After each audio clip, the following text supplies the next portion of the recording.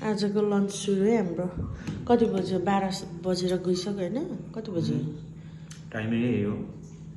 र त मेरो टाइमिङ नमिलेर यस्तो गाह्रो भइरहेछ कस्तो छ मिठो छ दामी छ दामी छ कसले पकाएको मेरो बुढी मैले कस्तो छ खाऊ एकचोटि स्कुटी खाऊ न दामी छ थ्याङ्क यू सो मच भन्दैन thank you so much my dear मैले भन्नु आउनु भने यहाँ चाहिँ यस्तो छ यो चाहिँ हिजो बेलुका उब्रेको मसरुमको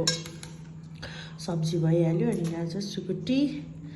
टक्क लाएर खागती अनि यहाँ दाल डल्ले खोर्सानी अक्कपरी खोर्सानी हामीले घरबाट ल्याएको होइन अब गम के गम दिने बुढाले चम्चीले दिन्छ म हातले दिने अच्छा दाल घिउ नखाने है आज नखाने घिउ तर मेरो चाहिँ खानाको टाइमिङ नमिलेर यस्तो गाह्रो भइरहेछ कि मलाई साथीहरू अब उता कति बजी खाँदै अरे 9 बजी खाँदै यहाँ 12 पनि कटेर खानु परिरहेको छ फेरि म खाजा खाँदिनँ क्या कहिले दिउँसो पनि खाँदिनँ बेलुका पनि खाँदिनँ त्यही भएर बेलुका अरे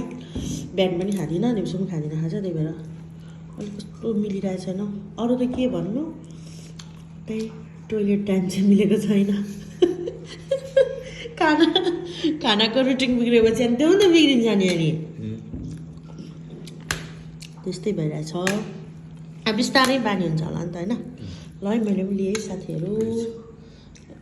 मेरो बुढा पनि प्लिज अरे मैले पनि ल्याएँ एउटा चाम्रो परेछ सुकुटी अलि नपाकेको जस्तो भएछ हुन्छ न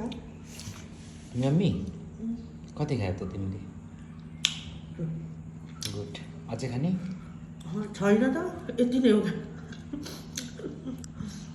ठिक्क पकाएको क्या धेरै खाइन्छ